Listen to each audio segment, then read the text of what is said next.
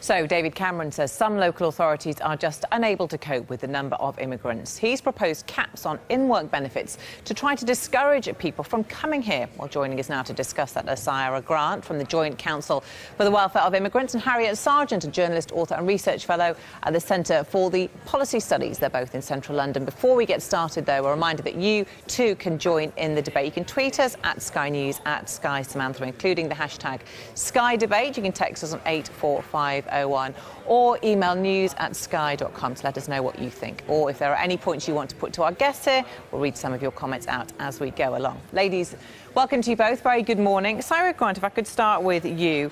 We heard that from the Prime Minister about some people abusing the system, as some would put it, managing to claim up to £8,000 a year. Some of these EU migrants who come here, they don't have a job, they don't have any means of supporting themselves, and they certainly haven't contributed to the welfare state, and yet they're able to take from the welfare state. Is that right? Well, look, the first thing to say is the Prime Minister should have been very careful that he hasn't made another promise that he simply can't keep. We have heard him talk very strongly about and catastrophically about the net migration target. Very tough language. That hasn't been met. Has he set himself up for another tough round of talks? That won't be met. Now, he has talked about the benefits of EU migration. In his speech, he was very clear to ensure that he celebrated this, and he has acknowledged fully that EU migrants contribute to the economy. They put in far more than they take out, and this is something that is positive. So what he is proposing, these ideas of cutting in work benefits, they do two things. Firstly, they actually acknowledge the point that EU migrants do work. That's why they're primarily here, to work. And this is really important. But the key point here is, will these proposals, these measures he's talking about, changing in-work benefits, actually make any difference to the number of EU migrants who come here? And I think the simple answer is no, because EU migrants come to work. They don't come for these in-work benefits. Most of them don't even know about these in-work benefits. So whether or not you make changes to that, it is not going to change the numbers of people who come, because people come here to work. But what about the out-of-work benefits, something that he talked a lot about, the idea that you have to have been in this country for 4 years before you're allowed to claim any of those? Well, he was talking about in-work benefits for 4 years. I don't know the details of all his proposals. He's only just finished speaking.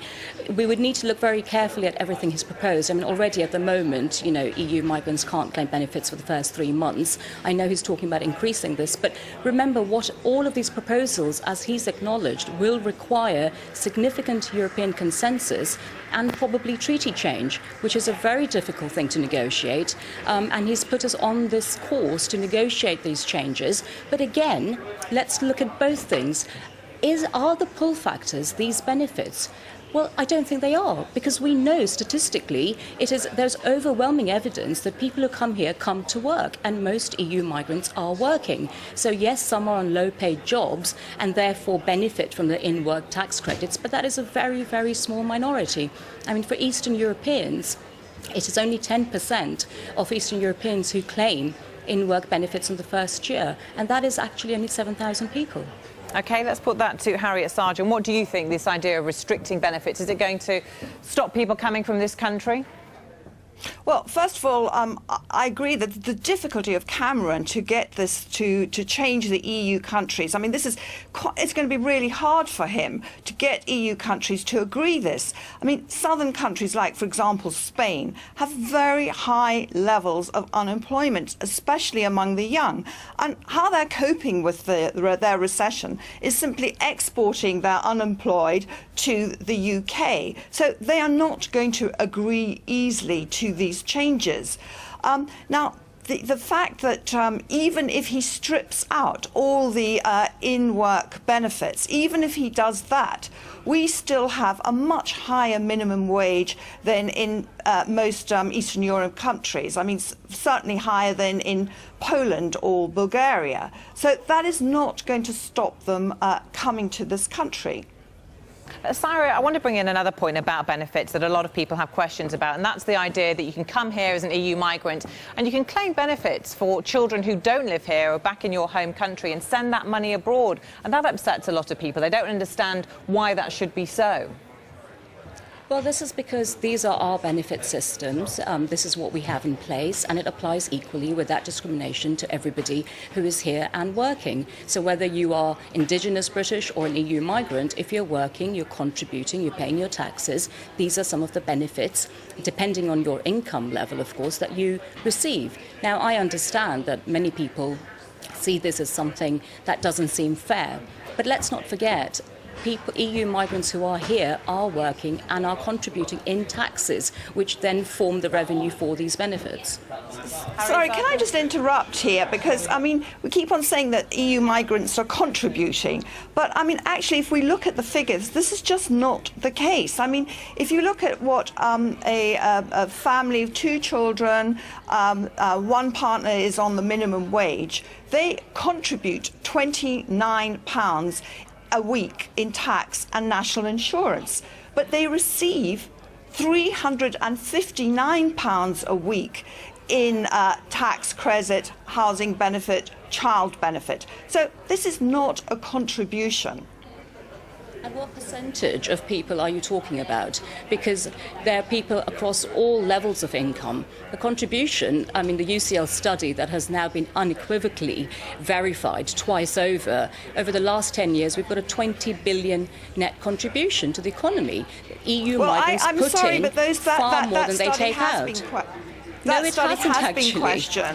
And it has been verified, it has had a peer review, and it has actually been confirmed that that contribution is genuine and it exists. Yes, but sorry, I've just given you the statistics on tax credits. I mean, this is what we pay in tax credits on somebody on the minimum wage, so that it's and the other really interesting thing is the study has just come out today on who are the new poor in this country.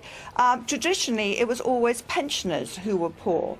But now, because of the pressure of immigration, the new poor are the people who suffer most from immigration, which are the young and those on low-paid wages. And I think what Cameron should be addressing is actually, how do we look after the poor in this country, and what are we doing about protecting them from immigration? Harriet Sargent, Saira Grant, we are out of time, but thank you very much for joining us and debating those issues that David Cameron just brought up in that speech there. Well, at 11:30 we'll be speaking to a Tory